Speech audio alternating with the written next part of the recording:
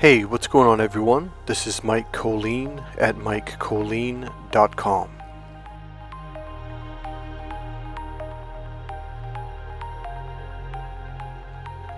Alright, so this is going to be a different video. This is coming from a little bit more of a place of emotion. Because I had a conversation with someone yesterday, and it's the same conversation I keep having. So this person is a devout Christian. I very much respect her, love her to death. Think she's a wonderful, wonderful, good-hearted person. So I asked her a question I've been asking recently to Christians online, in person, because I wanted to know. And so I said, hey, so we'll have the conversation about narcissist abuse. And I've been posting this on other people's channels, like, it is, I don't think I use this word, but I'm going to use it right now. It's a travesty that the churches are not identifying what a narcissist is in the Bible, biblically.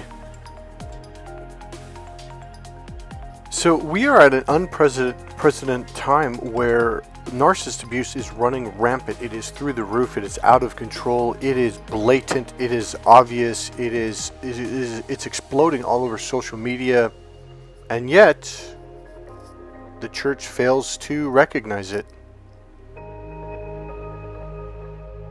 Right now, the number one thing the church should talk about is narcissist abuse, because it goes from the book of Genesis all the way into the book of Revelation. It is repeated in 50 different ways and explained with 50 to 100 different stories, maybe 1,000 different stories, and yet no one is making the connection. Hola means hello. Serpent in the garden means narcissist. The seed of Cain means narcissist. Cain killed Abel means narcissist. Cain's jealous rage is why he killed Abel means narcissist. The spirit of Leviathan means narcissist. The Jezebel spirit means narcissist. Jesus casting the demons out of the people into the swine who dove off or ran off the cliff or hillside into the ocean and died means narcissist. And yet the church even fails to recognize it. You are on your own. We are on our own. It's up to us. If you're waiting for the church to save you, wow, you're really missing the boat. Do you know why? Because they're missing the boat. As once was spoken, the blind leading the blind. There's a couple pastors and ministers that I can think of right now that are they're 45, 50 years old. They're very naive. They're just reading the Bible, just reading like a textbook. They're reading like verse after verse without actually being able to grasp and understand what they're talking about. And the reason being is because they're closed off. They're not open spiritually. They have not experienced this narcissistic attack. Well, I don't have to say trust me, because most of you on this channel, probably 90% of you on this channel, have experienced on a deep spiritual level of a demonic attack, of what it's like to be attacked by these beings. So you know firsthand what it's like. It's like, okay, there's an orange in front of me. I have eaten this very exact same type of orange before, so I know exactly what it tastes like from experience. Not because I read a book 10 times or 100 times trying to describe, oh, well, this and that, this and that, this and that. And that's what you're dealing with in the church. You've got a bunch of people who are not open, who are not deeply grounded in the truth of experience and understanding what it's like to go through this. So what ends up happening? Those of us that have gone through it, that are going through it, we turn to them and they do the whole guilt and shame. Oh, well, you just got to turn your life over to Jesus. And they're just like completely disconnected. And I don't know where you guys are at, but I look at them like, I don't care if it's a psychologist, a life coach, a pastor, a person in the church, and I'm just like, I literally look at them like they have no idea what they're talking. Like it's like they have no idea what they're talking about. So number one, here's the problem. So here I was going through narcissist abuse at a young age. as a child, into my first relationship, etc. And all the, here's the thing. I've read the Bible from beginning to end 13 times by the time I was about 28 years old, okay? This was not some new book to me. I'd gone to Bible study after Bible study after Bible. I mean, I was literally a religious nut. I went to church in the morning, 7 a.m. service, and also at noon, and also at 5. I was highly, highly, highly involved in the church. And I read these stories, Adam and Eve and the serpent and the forbidden fruit and Cain and Abel and all that stuff. And yet, nobody came along and said, hey, I need to let you know something. This is happening right now in this church, in the grocery store, in your home, with your relationship, etc. So no one said, hey, let me show you how to see the spirit of Leviathan. No one said, hey, let me show you the tactics that the demons and devils are using. That's actually not a good way to explain what I'm trying to say. It's like it was taught to us. We read it. We were disciplined. We were studious. We gathered the knowledge. But there was no real life today, right now connection. So your brain thinks, oh, well, this was 2,000 years ago. Jesus threw the spirit, the evil demon spirits into the swine that ran off into the cliffs. And it's like there was no real life connection. And yet it was happening to us at the time when we were reading these books, because no one came along and said, hey man, hola means hello. It's like you hear, it's like listening to people speak Spanish and you hear that word hola once in a while and you're just like, yeah, that has no meaning to me, because no one's ever said, hey, that's the same meaning, the same word as hello. Do you know what I realized the biggest teaching of all of this is for us? Listen to yourself. Trust your intuition. Period.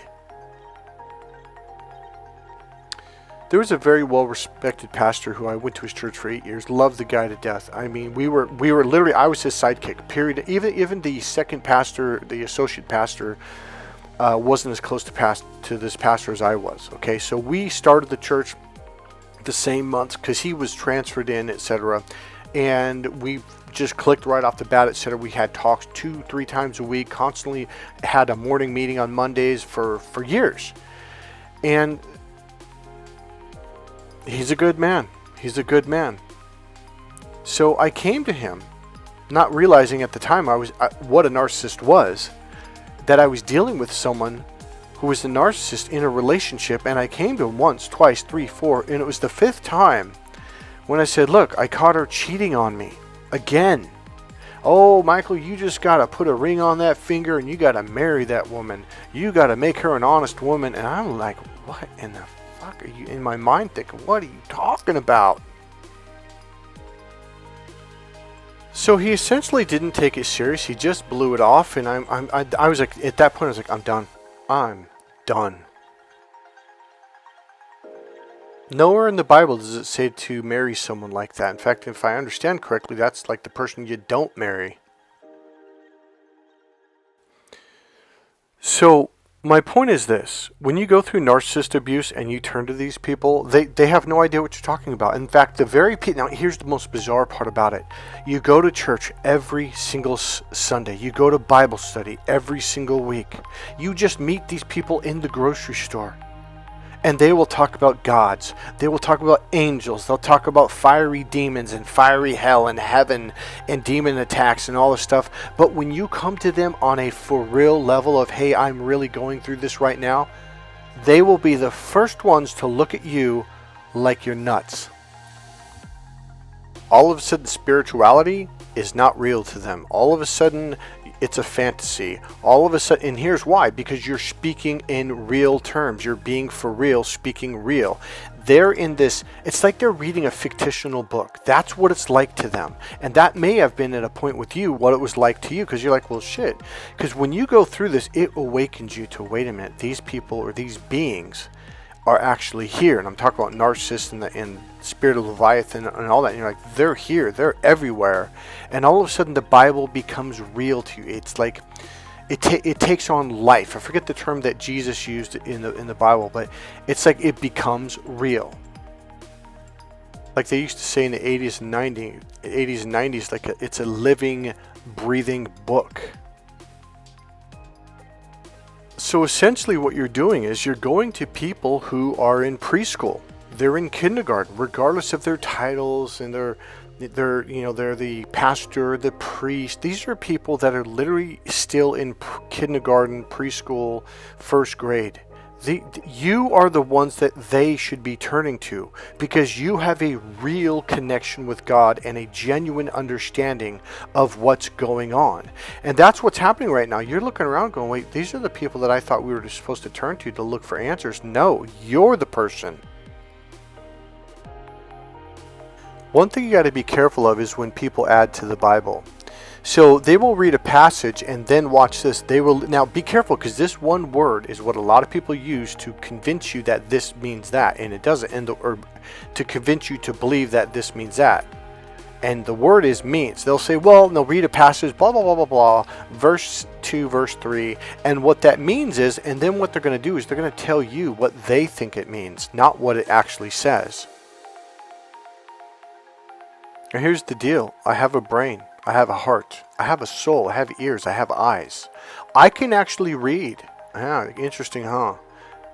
I know what it means. God will tell me when I pray and meditate upon these words, the meaning, the teaching will come to you.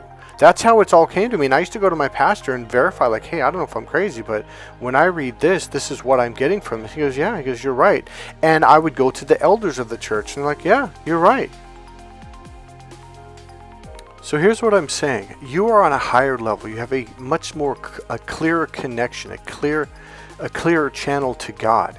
You are receiving the understanding. So you've got to stop listening to these other people, and you need to start paying attention and feeling your gut feeling, your intuition. Trust yourself. Listen to yourself. Listen to your intuition.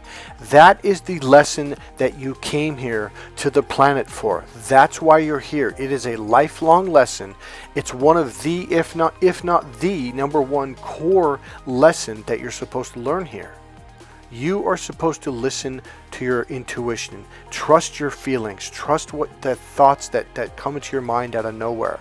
That's listening to God, because the way you connect to God is not outside of your body, but when you look within, when you go within your body and you begin to feel what's coming to you.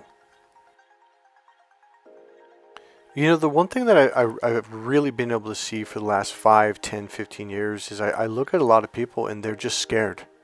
They're lost. They don't know the way out. It's like they're just clinging to some kind of belief system, whether it's a religion, whether it's a political party, whether it's a cultural family. They're just clinging to these beliefs and rules, and they're just trying to make it through the day. It's like they're just trying to get one more block down the road. They don't know what they're doing. They don't know where they're going, and they don't know what the right thing to believe is. So they just grab onto something and they hold on to it. Now, I'm not knocking them. I have compassion. I feel sorry for them. What I'm trying to get you to understand, for most of you on this channel, you are the receivers. You are the ones that take on the learnings. You are the ones that have the knowing. Because you went through the experience. You have what is called the knowing.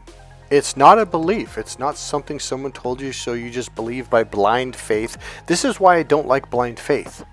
It's not about blind faith. It's never been about blind faith. It's about actually having the first-hand experiences. So now you know, and that is what's called the knowing.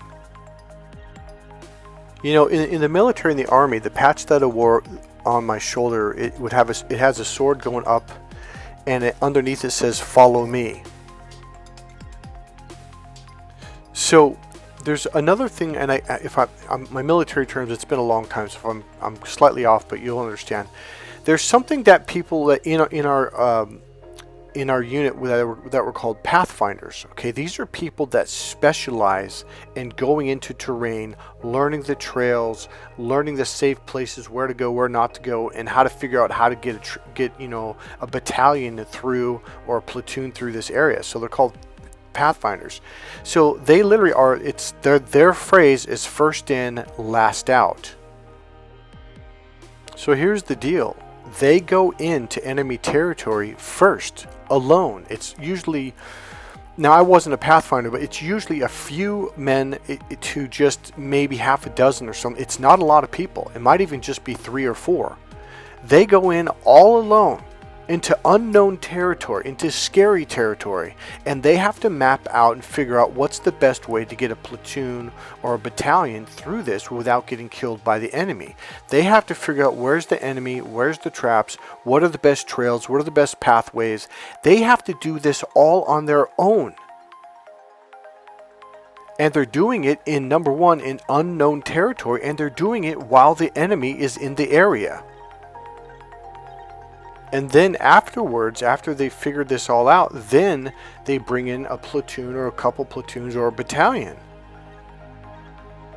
You guys are the Pathfinders. You are the first in and the last out.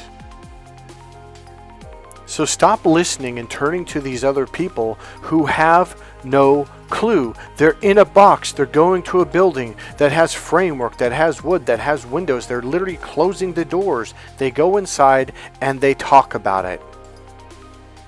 They literally huddle together. Whereas you're the adventurer. You're the one with the patch on your shoulder that says, "Follow me."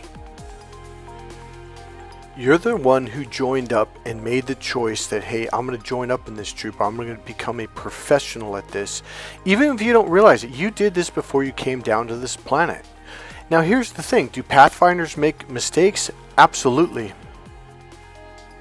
We're the one who takes all the risks. Going in, staying in, and coming out last. So we get the most damage. We get the most attacks. We get the most everything. Why? Because the platoon, the battalion, they're like baby infant angels. They're smaller, they're sensitive, they're weaker, they're not strong like us. And a lot of you are like, Michael, but I'm not strong. I'm the one always, yeah, you're the one always being attacked because you actually are strong.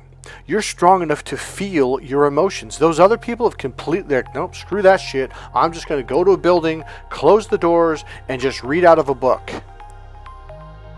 And their entire lives become right or wrong, right or wrong, right or wrong, right, left or right, left or right. It's just like they closed the door. And now everything's either or, right or wrong. There's no pondering. There's no looking at a situation or a verse in the Bible going, what could that mean? It's just like their whole life is, what did the pastor say? Well, my pastor says this. And that's all they say, and they move on. Because to them, the risk of being wrong is too much. So they're just going to go along with the crowd. There's no thinking going on. There's no intuition going on. There's no feelings. There's no emotion. Because therefore, there's no risk of getting hurt emotionally. And that's why you are strong. It's because you are open emotionally. You still stayed childlike, just like Jesus says. I tell you the truth. If you do not become like these children, childlike, you shall not see the gates of heaven. That is not a perfect quote, but I'm sure you know which verse I'm talking about.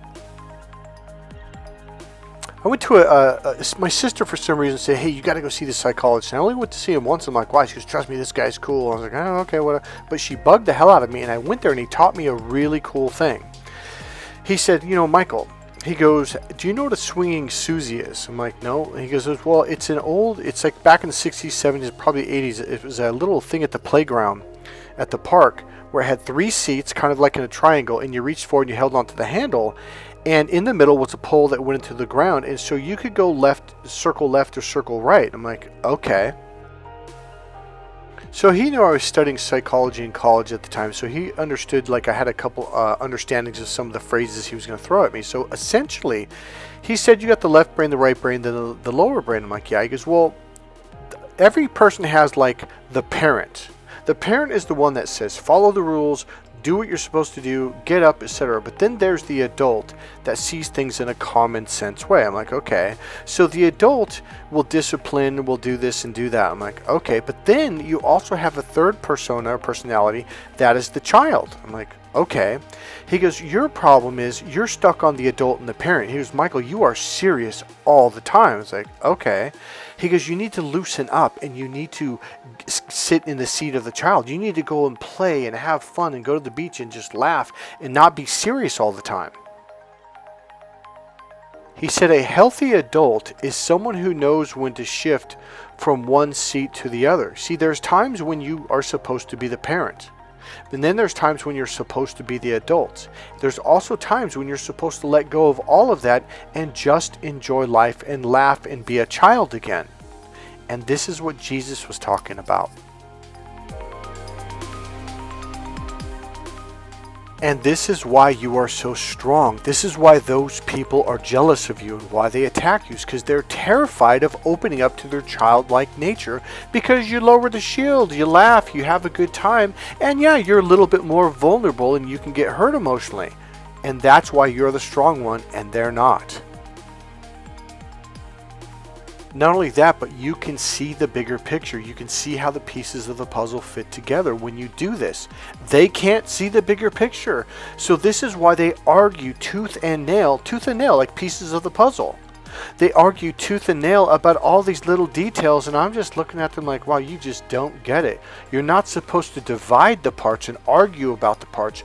You're supposed to connect the pieces of the puzzle to create the bigger picture. In other words, each verse of the Bible is a piece of the puzzle.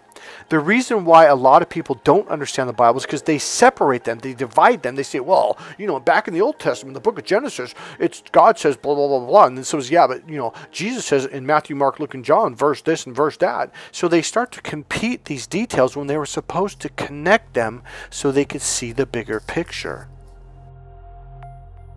Which is what you do. You can see the bigger picture, and this is why you are the leader. So stop looking to these people for the answers. I get it. Your job is scary. You go in either by yourself or with a very small group of pathfinders, and you literally lead the way. You have to figure out what the pitfalls are. You have to figure out where's the danger spots, where's the good spots, and a lot of bad things happen because you're in a small group, you're by yourself, you're in unknown territory, surrounded by the enemy. But somebody had to do it, and that's you. And the absolute worst thing you could possibly do is ask those people that are back there at home base, safe in their bunk beds, and asking them about the territory. They don't know. They're not there.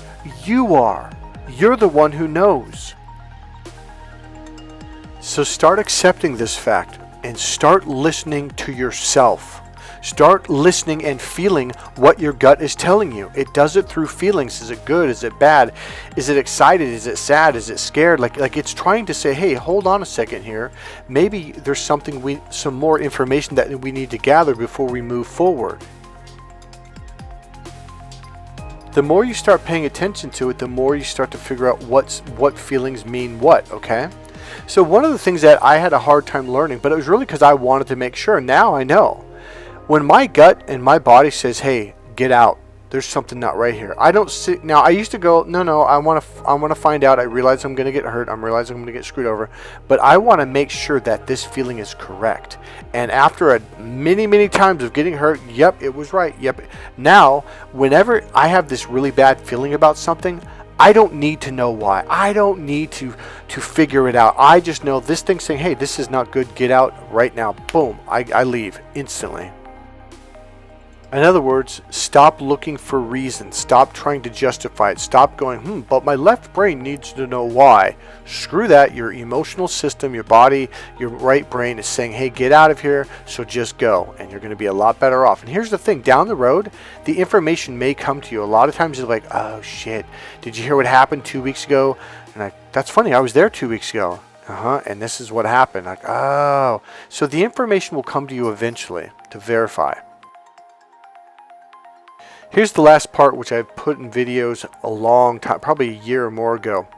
The other people that are doing this are the psychologists, okay, the psychiatrists. They are now writing books on narcissist abuse. From first-hand experience, from being the pathfinders, from going onto the terrain, no. From you, from me, from watching our videos and listening to what we're saying. They're just writing this stuff in their books and saying, oh, this is what, but when you talk to them, they don't actually understand what they're talking about. So this is why a lot of therapists are still saying lions and tigers and bears, oh my. Lions and tigers and bears, oh my. is they're still feeding you this bullshit of, oh, you need to be a coward and be afraid of a narcissist. Back away slowly. Like, no, narcissists are predators. They're using the predatorial brain. And the number one trigger, instinctual trigger to trigger a tiger, lion, or mountain lion, cougar, etc. to attack is backing away slowly. Alright, I've been waiting to use this for a long time because this is where my shift happened. So this guy wrote, there's a scene where the guy is shouting at the monsters and the monsters walk away. So my theory is that the monsters like fear and not anger because they enjoy fear. The monsters are afraid of anger. So when you turn around and go on the attack out of anger and you get pissed off at them, they're like, oh shit, and now they're out of there. And that's how I fixed my dilemma. So for those of you who've been with this channel long enough, it was the whole honey badger thing where it's like, no, I don't care if the lion's 450 pounds and I'm only a 35-pound honey badger. I'm going to go on the attack. You're coming after me. And then they turn right around and they start... So the honey badger starts attacking the lion full force, and the lion's like, whoa, whoa, whoa. It's like the way their brain is wired, like, whoa, whoa, wait, what's going on here? See, it's like, you ever heard the phrase, the hunter becomes the hunted? That's what happens. You turn around on them, you're like, oh, okay, you want to fight? No problem, dude. And they're like, wait, no, you're supposed to run. And you're like, no, I don't run. I don't do that. I run at. Predators do not go after fighters. So become a fighter in every way, shape, or form. You don't have to be big. I've seen women that are 4'11", 4'10", completely intimidate and push away men that are 6'1", 6'2", 225 pounds of muscle. It's not about your size, it's about your will. Especially when it comes to predators. Now, the predator is the lower reptilian brain. The way it is wired, it's actually terrified. It's a terrified creature. It only goes after those that don't fight back. If you fight back and you are consistent, I promise you, they will frickin' run for the hills and they won't come back. You know, my whole life going to church, I always had this real sneaking suspicion that Jesus Christ was a badass, and I mean a badass. And you know what? I went to my pastor, Rex. I even did a presentation when I was an associate pastor and told the whole church, I go, Jesus is not weak. Jesus is the most powerful warrior out there. He's more powerful than Michael the Archangel. You know, there's stories in the Bible where Jesus gets pissed off. He's flipping over the tables and smashing stuff and throwing the traders' goods around and just yelling and screaming at entire crowds of people. He was fearless. But growing up in the church, it's like the message is, oh, he's this kind, peaceful being. He is kind. I'm very much like that. I'm a very kind, loving, compassionate, peaceful person. But when it comes to war, I'm the greatest warrior out there. You don't want to mess with me. Be strong. That is the message of the Bible. Do you know what the when Jesus walked on water, do you understand what that symbolizes? When he walks upon water, it literally means he is walking over Satan's domain. He's literally defeated Satan. That is literally what it means. And you think he's soft? That is not a soft man. That is a hardened man. That's a hardened warrior. So here's my point again, or my purpose for sharing this video. Listen to yourself. Listen to your intuition. You already know, and you're the one that's out there leading the pack. You're the one that's going to tell them, hey, here's the pitfalls, here's how to deal with it, this is what you do to get the enemy to go on the run, etc., etc. This is how you do it. So listen to yourself, trust your gut instincts, listen and pay attention to your intuition. Hey, this is Mike Kollin at MikeKollin.com. If you like this video, please click subscribe, click the like button, and go ahead and make a comment. And if you want, go ahead and leave a donation. There's a PayPal link right there in the description box. Alright guys, God bless you. I'll see you in the next video. Bye.